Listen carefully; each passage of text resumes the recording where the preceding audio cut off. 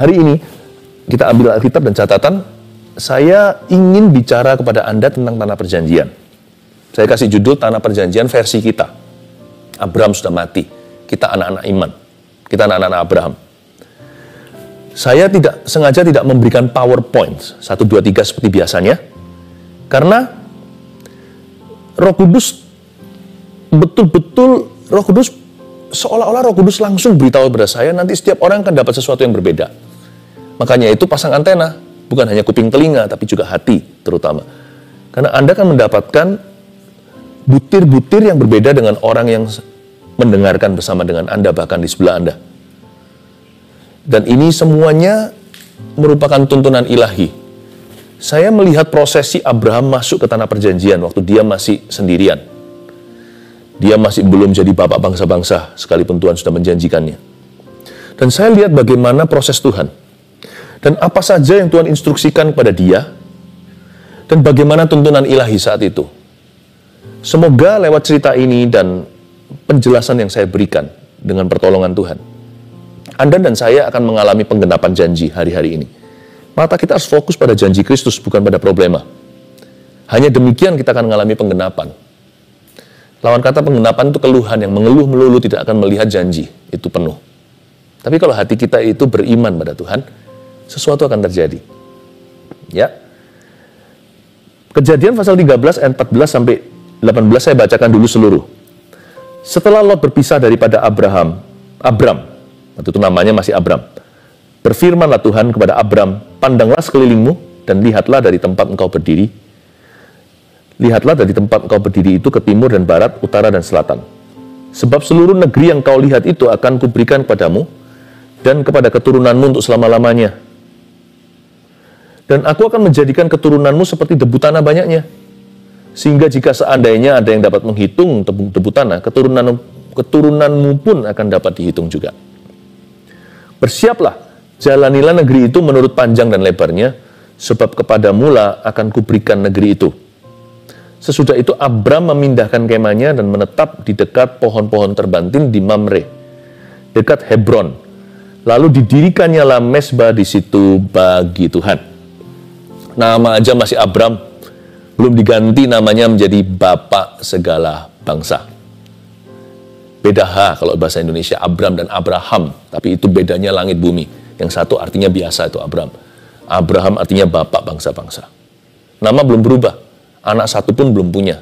Tuhan sudah bilang, hitunglah keturunanmu seperti di langit ada bintang, di tepi pantai ada pasir.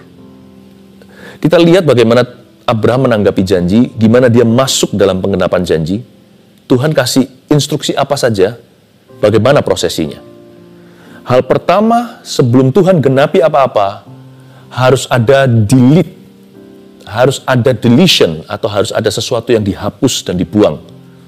Seperti tekan tombol itu, kalau di handphone kita, atau di laptop, delete, yang artinya delete, artinya hapus. Setelah Lot berpisah, ayat 14. Setelah Lot berpisah daripada Tuhan, baru saya tambahin, berfirmanlah Tuhan kepada Abram. Inilah masa-masa shifting terjadi pergeseran ilahi. Jadi please, hati jangan frustrasi. Kalau Anda mengalami sesuatu nggak nyaman, tanya dulu sama Tuhan, apakah ini kehendak Tuhan? Kalau ada kesalahan Anda sendiri, koreksi, evaluasi. Apa yang bisa dirubah, dirubah. Namanya orang hidup kan harus improve selalu. Tapi kalau memang Tuhan yang mengerjakan sesuatu yang nggak nyaman dalam diri Anda, sekalipun itu berarti Anda harus kehilangan sesuatu, atau harus mengalami detoks ilahi, atau ada sesuatu yang harus dipangkas dari hidupmu, jangan frustrasi. Please, jangan hatimu putus asa. Kalau Allah yang mengerjakannya, itu untuk kebaikan Anda. Ya. Tuhan akan menggeser sesuatu dulu sebelum melakukan sesuatu yang baru. Itulah shifting season, musim pergeseran ilahi. Tuhan harus menggeser sesuatu sebelum melakukan sesuatu yang lebih besar dari yang pernah dahulu Anda alami. Bagi Abram, dia harus pisah dengan Lot. Kalau Abram dan Lot ini ceritanya sangat tricky. Jangan dianggap Tuhan bela yang tua atau Tuhan bela yang muda. Ini bukan masalah muda atau tua. Ini masalah benar atau salah. Tuhan buang apa yang salah dari hidupmu. Apa yang error. Sekalipun kadang-kadang waktu memangkas, kayak orang operasi kan, pasti ada darah segar yang keluar, bukan darah kotor saja. Pasti ada daging yang tercuil juga. Kadang-kadang pada waktu pemangkasan Allah, semulus apapun juga, pasti ada sesuatu yang turut terbuang, yang innocent atau yang gak bersalah sifatnya. Gak apa-apa, worth it. Kalau itu Tuhan yang operasi, pasti demi supaya sembuh. Gak apa-apa kalau kita merugi waktu, atau merugi hubungan, atau terjadi setback seperti jam itu diputar lagi ke belakang. Ya, seperti kalau sekarang kita contohnya yang tinggal di Indonesia bagian barat, pergi ke Indonesia bagian timur gitu. Wah, langsung jam maju, 1-2 jam, tergantung sejauh apa timurnya. Waktu kita kembali lagi ke kota asal kita, kalau di Indonesia bagian barat, kita harus set ulang jamnya mundur ke belakang. Kayak seolah-olah rewind lagi. It's okay. Kalau itu untuk kebaikan, terimalah. Itu berarti demi kemajuan. Pasti ada sesuatu akselerasi di depan. Kalau ada sesuatu yang dibuang. Pastikan Tuhan bisa mengerjakan sesuatu di dalam hidupmu. Jangan tentang. Kalau Allah bekerja, jangan kita itu melawannya.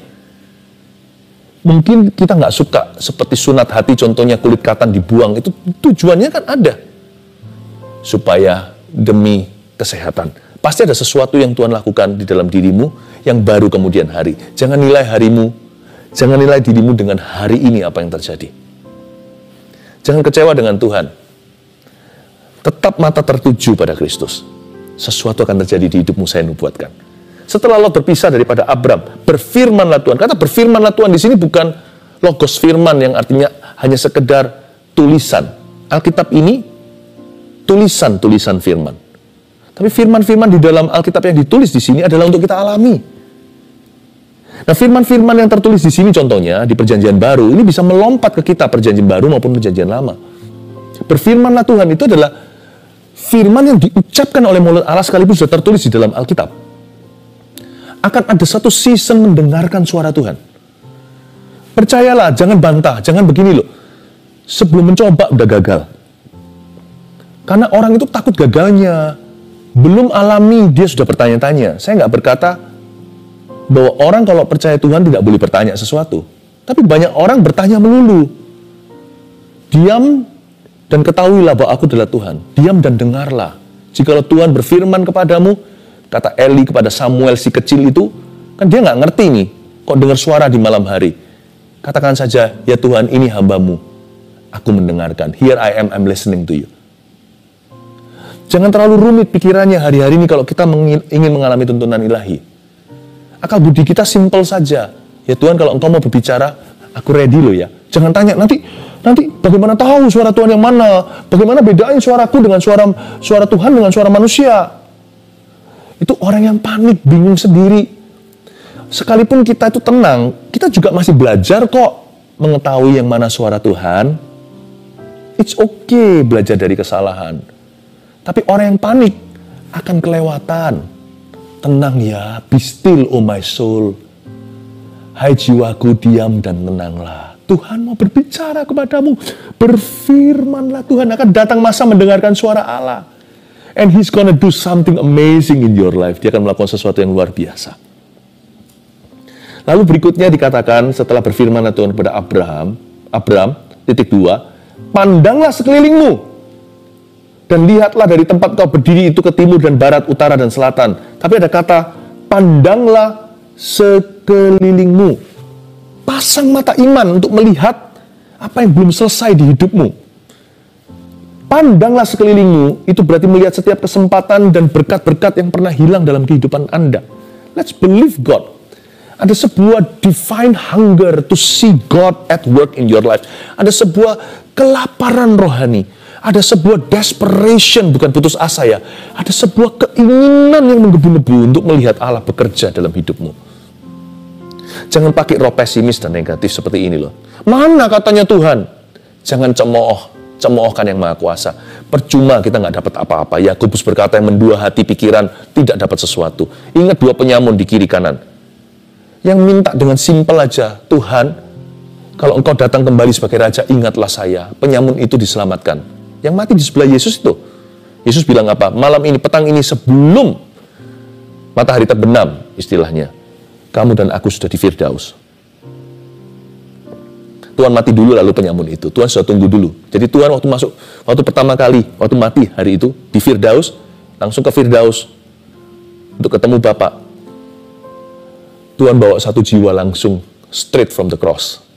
Sebelum Injil diberitakan, hari itu pada waktu penyalipan, ada satu jiwa Tuhan bawa, orang paling berdosa yang layak mati dihukum dengan cara yang paling berat, yaitu penyalipan. Karena Tuhan kan tanpa salah. Orang itu kan pembunuh, orang itu kan perompak. Luar biasa ya cerita ini. Cukup orang itu minta dengan rendah hati, Tuhan ingatlah saya, please remember me. Tuhan bilang, sore ini kita di Firdaus sama-sama. Ajaib. Tapi lihat penyamun yang satunya. Terlalu banyak bicara dan seharusnya dia bicara seperlunya.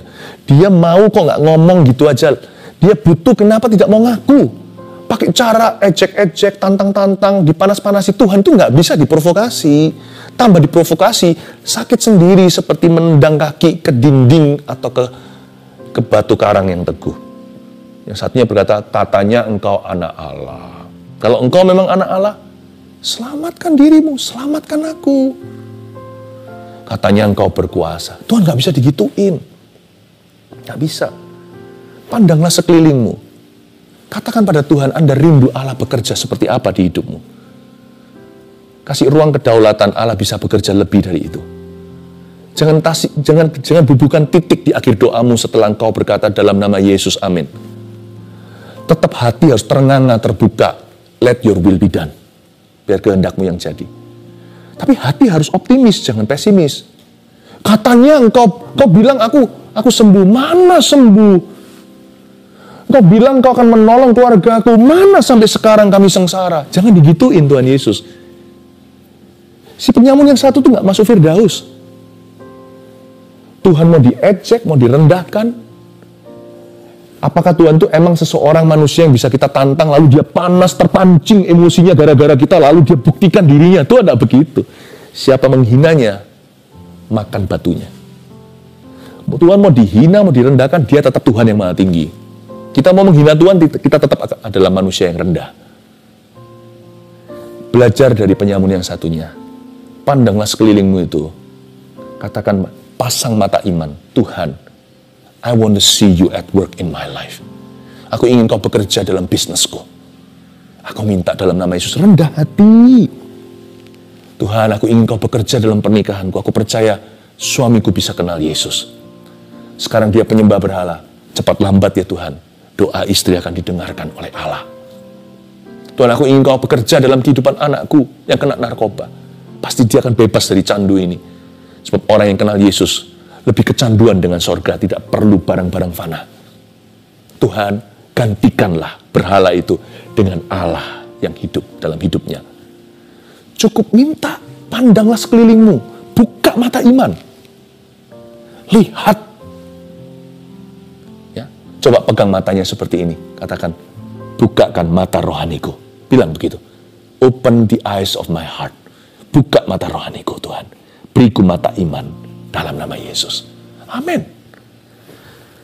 Pandanglah sekelilingmu dan lihatlah dari tempat engkau berdiri. Jangan asal memandang sembarangan, tapi pandang dari tempat engkau berdiri. Jangan asal melihat. Orang yang hatinya salah, dia akan lihat hal-hal yang salah pula. Lihat kan, kalau orang suka cari kesalahan, selalu lihat kesalahan. Betul atau enggak? Makanya pernikahannya enggak pernah beres tuh. Karena orientasi hatinya tidak benar. Dia cari kesalahan pada pasangannya.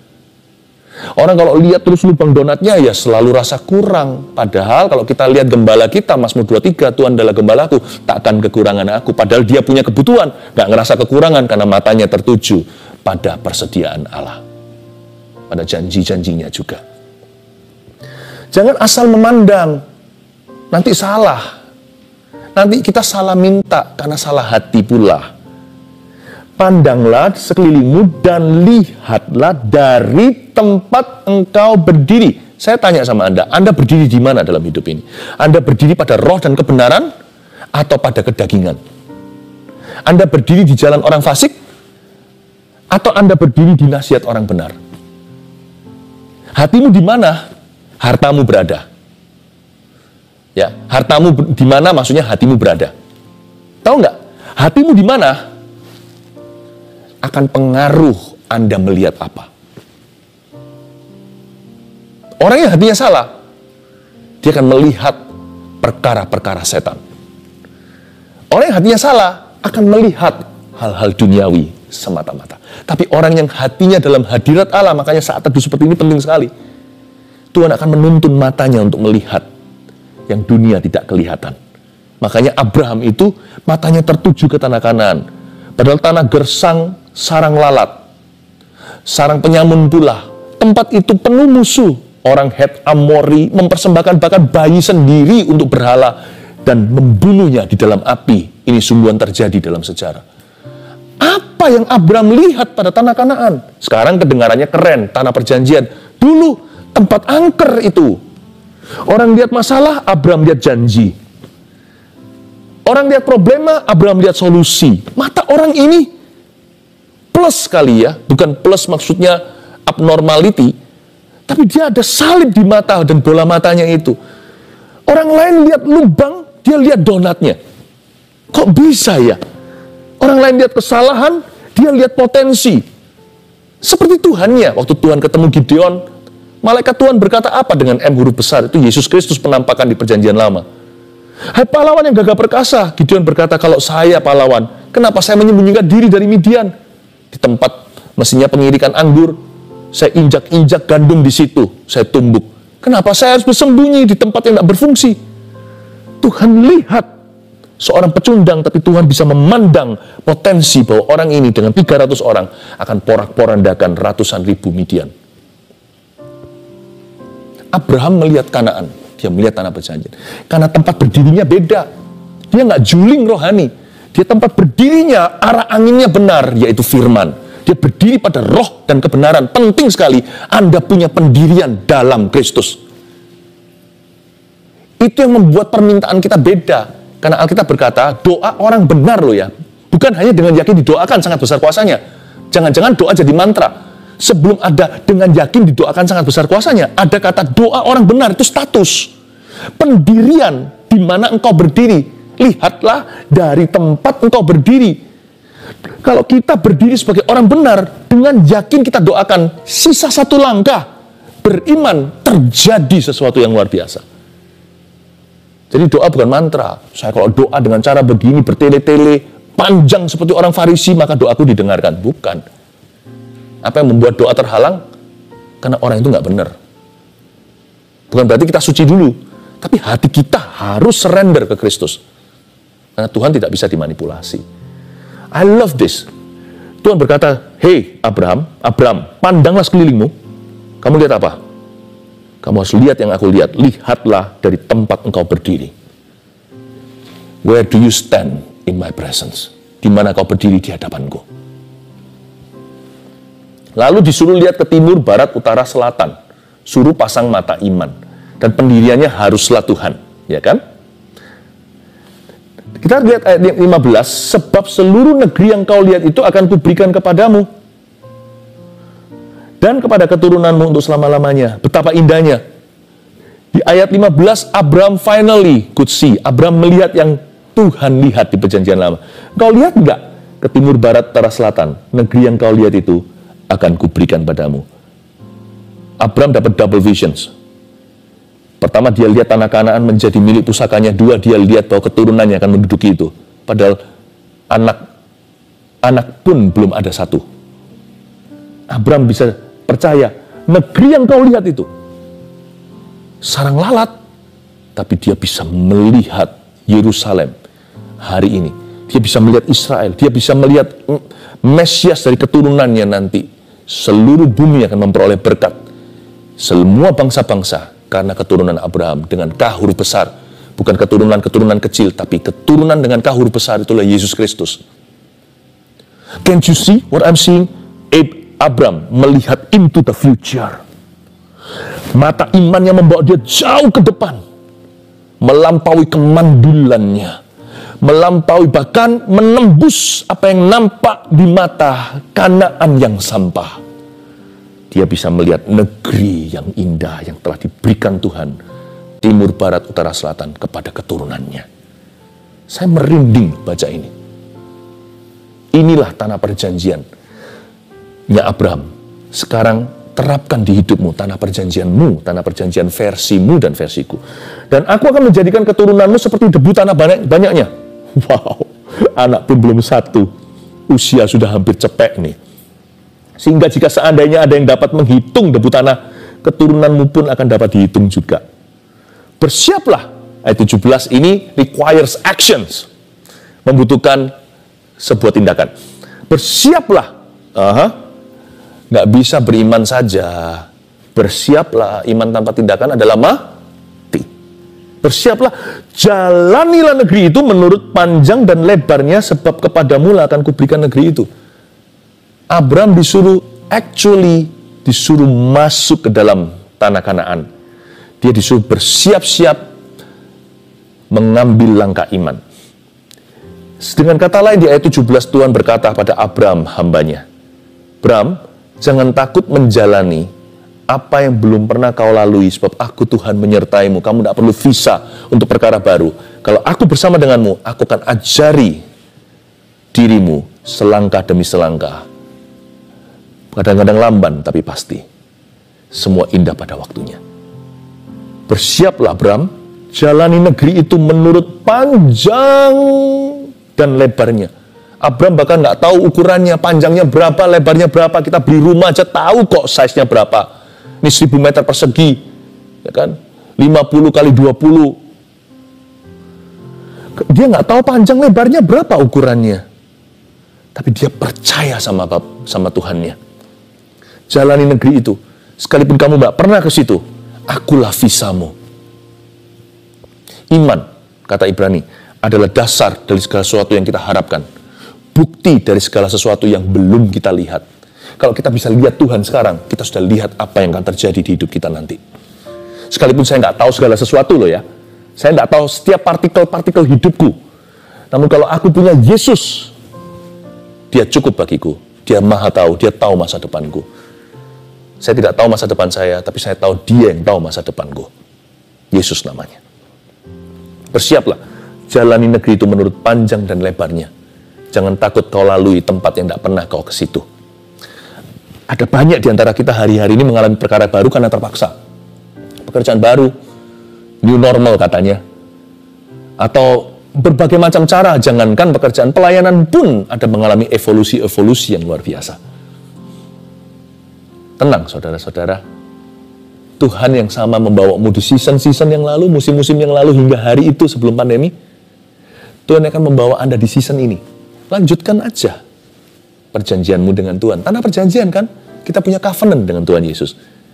Dia yang sama, nggak pernah berubah dahulu, sekarang, selamanya, akan membawamu ke masa depan. Bagi kita, segala sesuatu seolah-olah sekarang itu new. Bagi Tuhan, tidak ada yang baru. Tuhan tahu segala sesuatu. Jadi orang yang menggandeng Yesus, siap untuk menghadapi hari esok. Sekalipun dia nggak tahu hari esok ada apa di depannya. Jalani. Ayat 18, ayat terakhir. Sesudah itu Abraham memindahkan kemahnya. Wow! Ini saya kagum. Kayaknya kita baca kok biasa ya. Anda sadar gak? Abraham langsung pindahkan kemahnya. Ada plan of action langsung. Ada tindakan iman. Ada perencanaan yang langsung ditindaklanjuti. Ada follow up. Banyak orang kan hanya janji-janji melulu. Atau beriman-iman doang. Abraham itu melakukan. Makanya dia disebut Bapak Iman. Yang membuat beda adalah, apakah sebelum Abraham belum ada orang yang percaya? Ada, tapi lip service saja. Abraham ini satu-satunya yang langsung hengkang. Sesudah itu Abraham memindahkan kemahnya dan menetap di dekat pohon-pohon terbanting di Mamre, dekat Hebron. Lalu didirikannya lah mezbah di situ bagi Tuhan. Di ayat 18 ini sendiri ada 3 poin yang luar biasa sebenarnya. Dia memindahkan kemahnya. Berarti Abraham tahu bahwa tidak akan terjadi apa-apa, tidak akan terjadi sesuatu sampai dia sungguh-sungguh melangkah dengan iman. Your first step determines your success. Langkah pertamamu akan menentukan sukses kemudianmu. Langkah pertama itu sangat menentukan. Makanya jangan asal-asalan. Harus mantap melangkah. Karena kita tidak tahu segala sesuatu. Apalagi karena kita tidak tahu segala perkara. Harus mantap melangkah. Bukannya justru sebaliknya, Pastor Philip. Kalau saya tidak tahu semuanya kan saya ragu-ragu melangkah. Waktu saya mengambil langkah ke satu. Atau langkah pertama. Salah. Justru karena kita nggak tahu segala sesuatu di depan kita. Kalau melangkah itu sekalipun kita nggak yakin 100%, ya enggak, kan saya nggak dengar tuh. Kan saya, mungkin Anda berkata, kan saya tidak mendengar Tuhan secara audible seperti mendengarkan suara manusia langsung hari ini. Asal hatimu benar, asal Anda tidak melanggar firman Tuhan. Kalau itu di dalam suatu perikop, keputusan-keputusan yang harus dipertimbangkan matang-matang, namun Anda harus mengambil kesimpulan dan juga membuat keputusan. Melangkahlah dengan pasti, percaya Tuhan beserta. Kalau ada kurang pas di mana, Allah kita itu sanggup bekerja dalam segala perkara untuk menuntun kita. Bukankah Roh Kudus itu memimpin kita dalam segala kebenaran, bukan hanya kebenaran yang mutlak seperti firman Tuhan. Tapi kalau ada sedikit yang rasanya kurang pas, padahal kita sudah berusaha untuk tahu, Roh Kudus itu bisa setir kita kembali ke jalan utama. Saya kagum dengan Abraham, dia langsung memindahkan kemahnya. Dia pindahkan kemahnya itu perlu satu tindakan nyata. Pasang, pindah barang, ada before and after, sebelum dan sesudah, ada langkah untuk sungguh-sungguh dibuat ke situ. Ada harga yang dibayarnya. Lalu Abraham memilih satu lokasi. Saya ajak Anda untuk melihat bagaimana kita menentukan, bagaimana keputusan kita bisa strategis secara rohani. Abraham bukan hanya memindahkan kemahnya, dia menetap di dekat pohon-pohon terbanting di Mamre dekat Hebron. Pohon-pohon terbanting di Mamre ini, pohon terbanting itu oak tree, O-A-K, O-A-K, oak. Oak tree itu terkenal kokoh dan tahan daya, tahan lama, tahan uji waktu dan juga cuaca. Seperti kalau Indonesia itu jati gitu ya, kalau rumah-rumah lama gitu banyak dari jati kan sampai berdiri sampai hari ini, nggak rayapan segala. Karena kan dibanggakan berat, bukan kayu-kayuan. Oak tree, dia taruh kemahnya di tempat yang tahan lama. Dia taruh di tempat yang tahan uji, karena itu ini adalah suatu pesan profetik.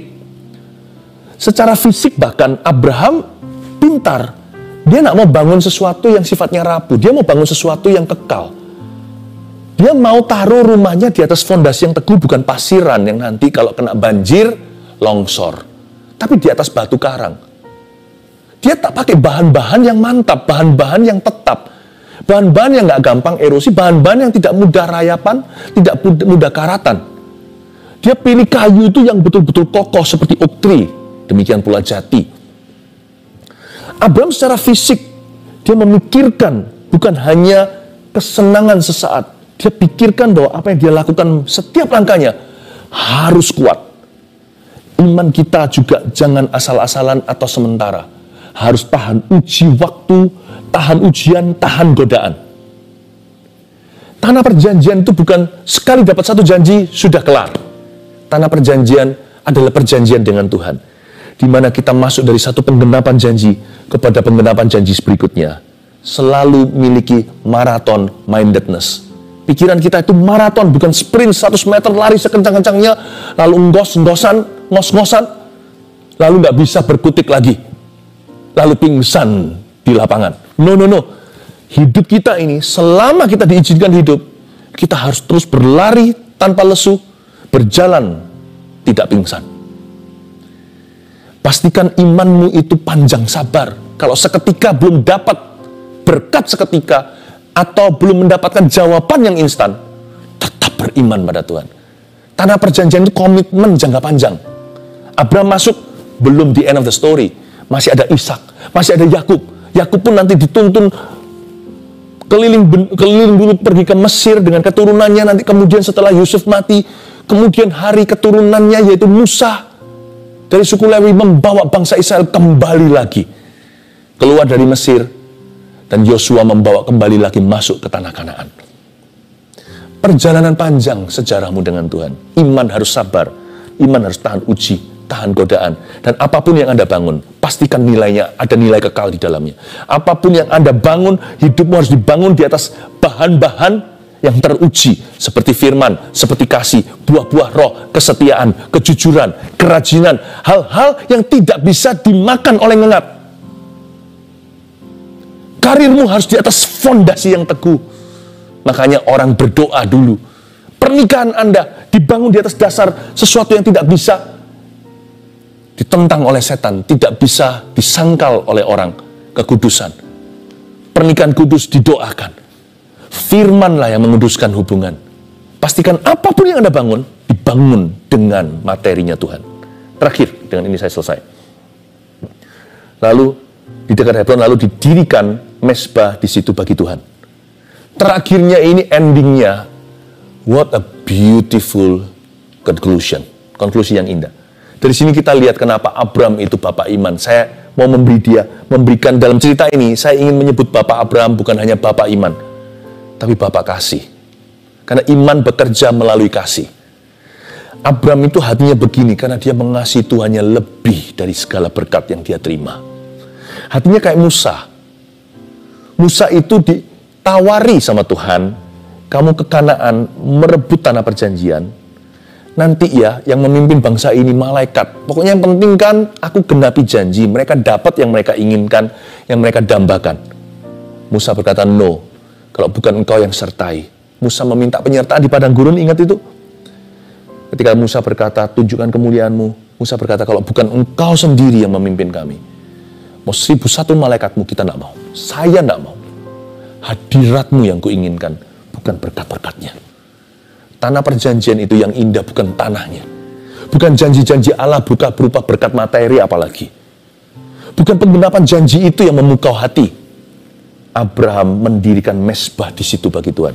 Peduli amat janjinya kapan digenapi, kapan dia dapat anak, kapan dapat Ishak. Peduli amat kapan penduduk Kanaan yang jahat itu akan diusir dari tanah itu dan diserahkan kepada orang-orang 12 suku Israel, keturunannya nanti.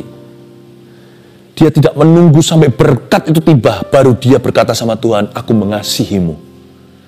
Langsung di tempat dia bangun mezbah. Mezbah itu bunyinya I love you. Abram mati, hanya lihat satu putra, Ishak. Ya kan, Ismail satunya, jangan dihitung karena bicara tentang anak perjanjian, bukan? Sekalipun dihitung semua pun tidak seberapa. Abram tidak menjadi bapak semua bangsa seperti yang Tuhan janjikan. Keturunannya bisa dihitung dengan jari jemari kita. Jangankan menghitung seperti bintang di langit atau pasir di tepi pantai. Nanti janji itu baru digenapi setelah dia mati. Tapi Abram sudah jatuh cinta dulu dengan Tuhan. Dia berkata, I love you no matter what. Dia nggak peduli kalau janji itu sudah datang. Dia berkata, aku mengasihimu Tuhan. Didirikan mezbah di situ bagi Tuhan. Ingatlah, hubunganmu dengan Tuhan melebihi apa yang Tuhan bisa berikan kepadamu dalam hidup ini, dalam hidup kita yang sementara ini. Apapun yang kita bisa terima dari Tuhan Yesus sekalipun, segala sesuatu kecuali keselamatan, di samping keselamatan, segala yang lain itu hanya tambahan. Yang kerajaan cuma satu, hubunganmu dengan Tuhan alias keselamatan. Carilah itu. Dan kebenarannya. Semua itu ditambahkan atau tidak ditambahkan. Jangan berubah hatimu pada Tuhan. Dirikan mezbah itu hari ini pada Tuhan dan katakan, I love you. Digenapi atau tidak digenapi, aku dijawab atau tidak doanya, dikasih atau tidak dikasih, dikabulkan atau tidak dikabulkan, I love you, I belong to you. Aku mengasihimu, aku milikmu. Inilah tanah perjanjian versi kita.